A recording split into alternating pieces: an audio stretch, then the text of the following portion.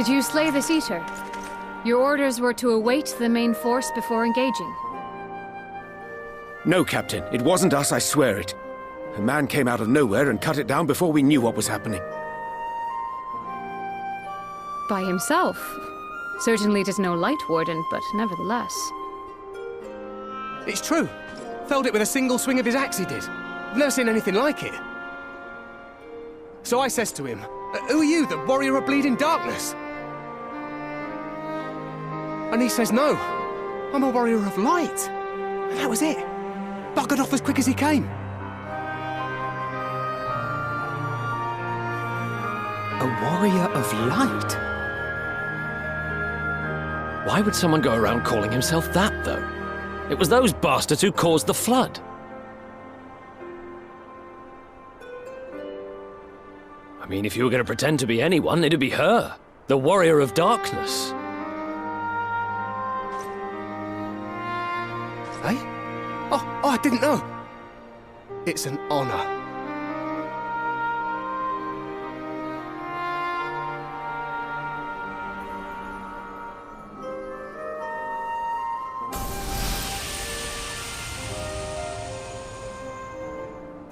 Since the Eater is no longer a threat, our work here is done. Return to your posts.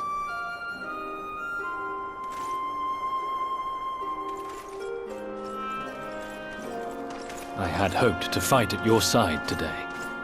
But I'll continue to follow your example, and may we meet again.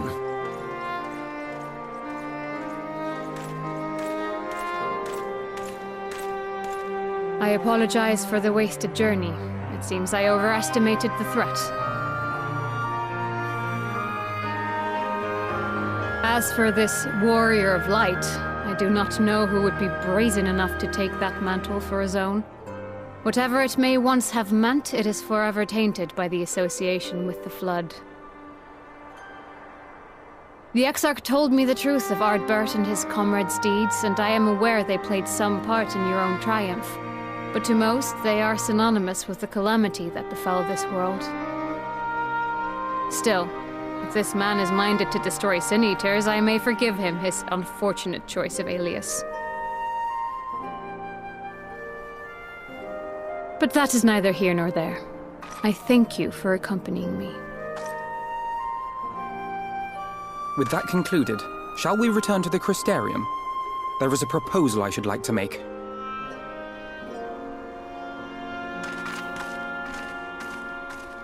Forgive me.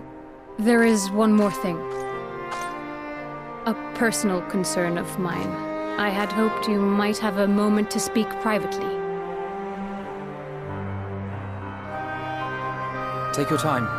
I shall go on ahead.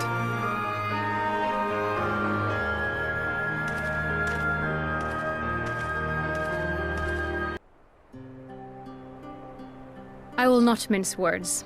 This matter concerns the Exarch.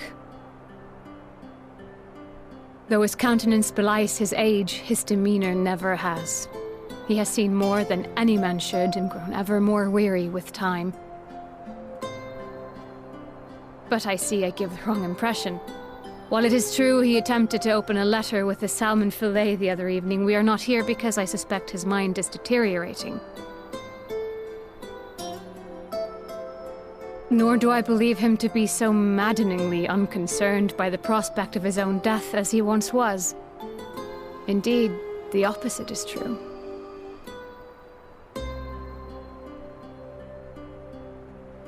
It is for this reason that I seek your advice. Since he returned from the Tempest, the Exarch is not as he was. He seems a different man. A younger man. I know not the details of his research, but when I saw him at work recently, there was a glint in his eye that I had never seen before. He looked happy. It was as if he had peered into the future and for the first time found joy there. Though it gladdens me to see him thus, I wonder if I should not keep my distance. I fear that my presence will only anchor him to the past, remind him of all the pain that came before.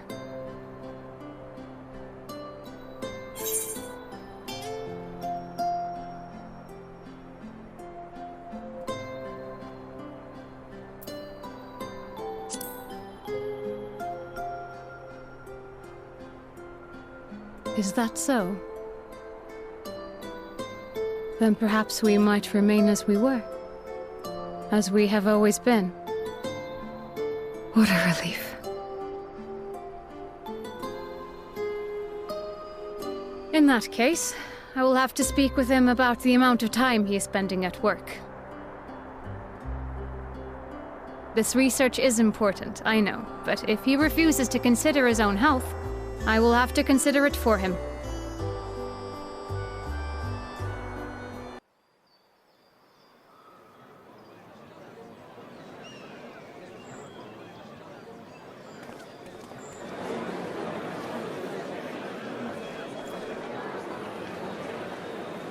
Yes, this looks to be nearly everyone. Let us begin, shall we? Though I am usually the first to hold forth at such events, I think on this occasion that honor should fall to you. They would be more inclined to take the word of the Warrior of Darkness. Indeed. In light of the subject matter, who better than thee to speak these truths?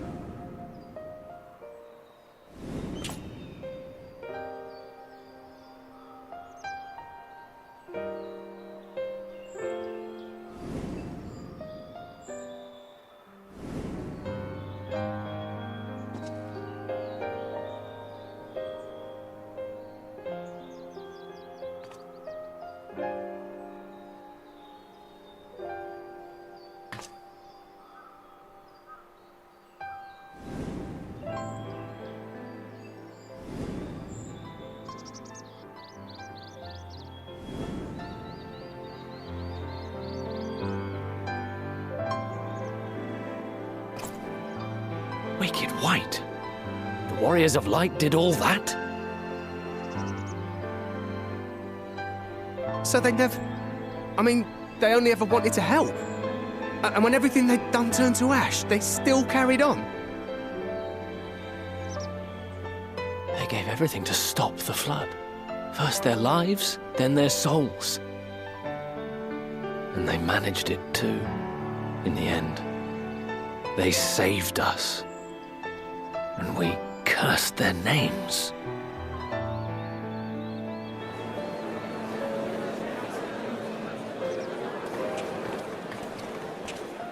This should go a long way towards clearing the air.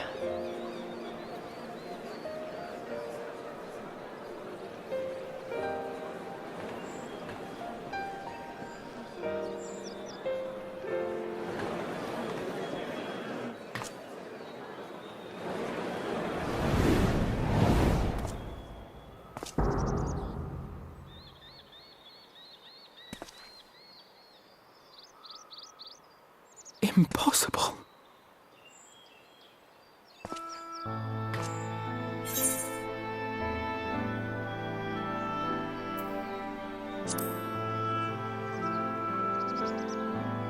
I definitely see something. You don't think it's a ghost, do you? Nay. Yonder standeth no bloodless apparition, but a warrior of light and darkness both. Ardbert. What in the world?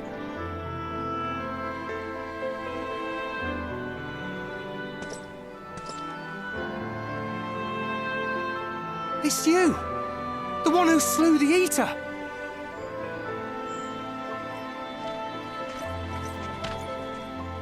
That it should be the Warrior of Darkness who brought the truth to light. You've saved me a fair bit of time. Though I have a few words of my own to say, if I may.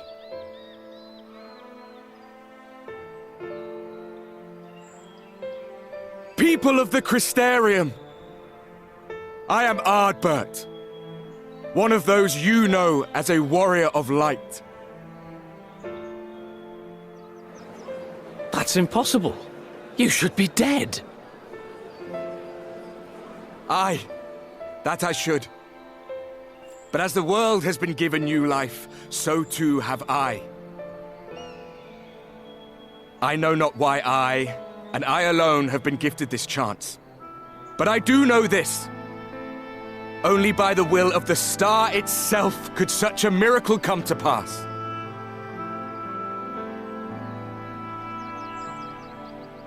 The hero who stands before you now, the warrior of darkness, is not of this world. And the day will come when she must return to her home.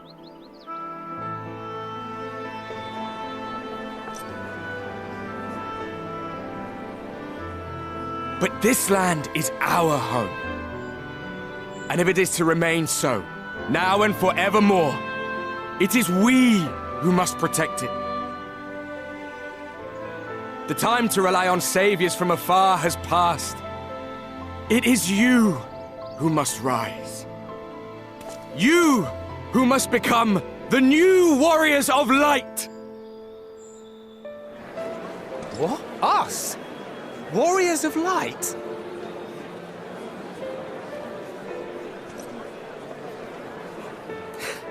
None of us were born heroes, my friend.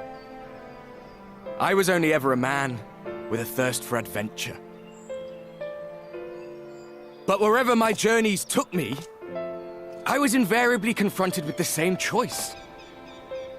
To lend what aid I could to those in need, or not. And I always chose the former. Any one of you could do the same. All you need is the will to help your fellow man, and the resolve to see it through.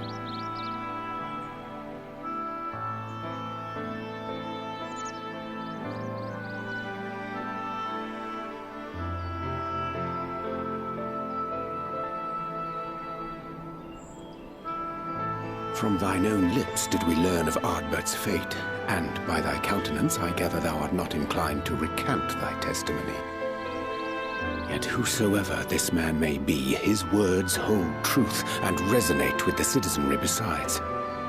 For us to voice our doubts here and now would serve but to sow disquiet. 'Twere better we retired under the ocular and there discuss this matter in private. Go. I will stay here and watch.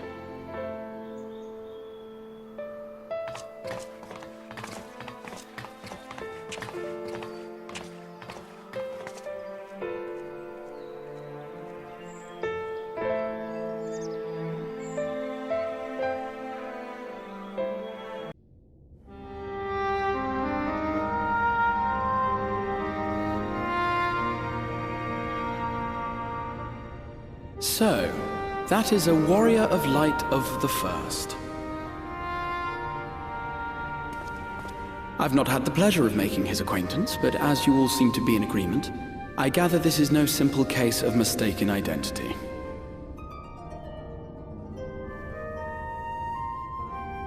As far as I was able to discern, that was indeed Ardbert.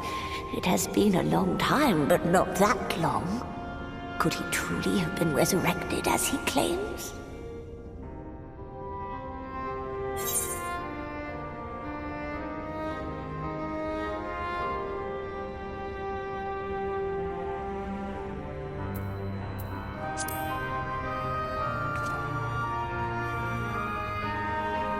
Ardbert did entrust his very soul unto thee. I see no reason to question thy judgment. Nor I. To my eyes, your ether burns as brightly as the day you slew Emmett Selk. That is proof that he is with you still.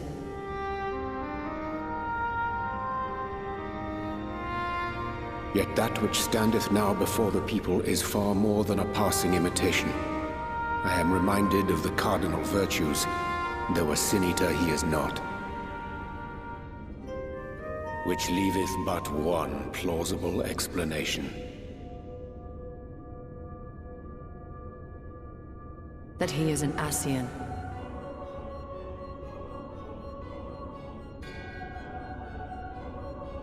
Given their fondness for posthumous possession, I would have to agree. From what I understand, the Warriors of Light were laid to rest in Yulmore by those whom they had aided in life. At the time, some few still remembered them as heroes. Needless to say, 4 of them were subsequently exhumed to serve as the Virtues. And if one knew where to look, Ardbert too would not have been difficult to find. Assuming then that this is indeed the work of an Ascian, my mind inevitably turns to the last remaining paragon to survive the Sundering.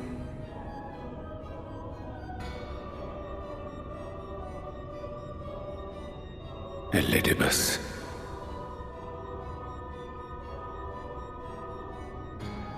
That Xenos hath reclaimed his own flesh is known. Thus evicted from his borrowed form, and cognizant no doubt of Emet-Selk's failure here in the First, 'tis quite possible the emissary chose Ardbert for his next vessel. Inhabiting the flesh of the fallen? My, that is unsavory. And they do this often, you say? Verily. For they possess no corporeal forms of their own. In what one may term their natural state, none save those gifted with the echo can perceive them. Indeed, when Elidibus intruded upon the waking sands, his presence did go unmarked by all save Ninfilia and the Warrior of Light. On that occasion, I myself remained ignorant of his coming until after his departure. 'Twas only at a later juncture, when he deigned to appear before me in borrowed flesh, that I was finally able to take the measure of him. In such puppetry do the Ascians engage when they seek to influence the course of history. And they have gained much by it. Emet-Selk single-handedly built the Garlean Empire in this manner, while the Hebrea came close to conquering Eorzea, having taken possession of Thancred's living body. Yet it must needs be noted that the Ascians cannot avail themselves of all mortal vessels. For were they able to do so, none would serve as a better pawn than our own redoubtable champion. Mayhap the blessing of light shieldeth Hydaelyn's chosen from Ascian influence. Or mayhap other forces are at work. We cannot say for certain. Whatever the reason, I hope it holds true. I dare not contemplate what might come to pass otherwise. Is it not peculiar, then, that Ardbert's mortal remains should be susceptible, given that he was once a warrior of light? Or did the final departure of his soul make it possible, perhaps? Regardless, to hear an Ascian use him to call forth new warriors of light boggles the mind.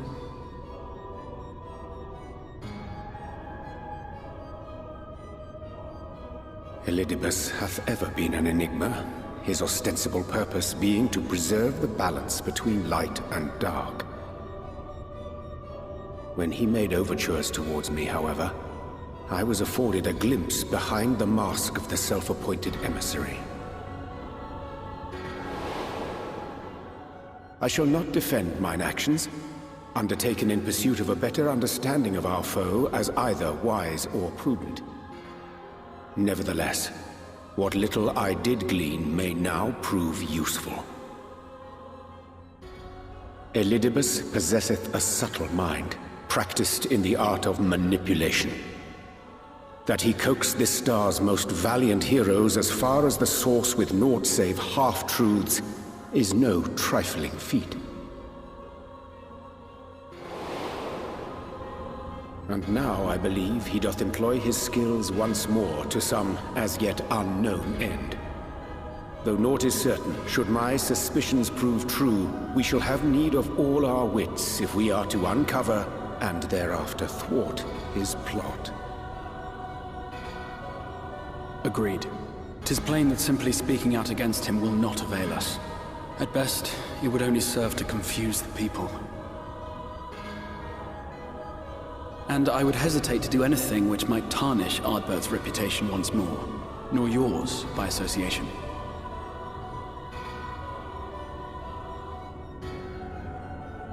That being the case, it may be wise to keep a covert eye on this Ardbert's movements, as we attempt to discern his purpose and how best to mitigate his influence.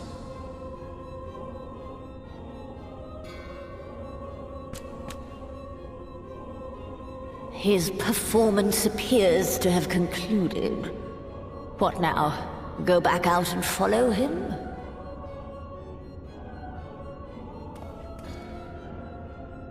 Twould appear Master Alphino already hath pursuit in mind, and I suspect one pair of eyes shall better serve our cause than half a dozen. Let the rest of us maintain an inconspicuous distance, for the present at least.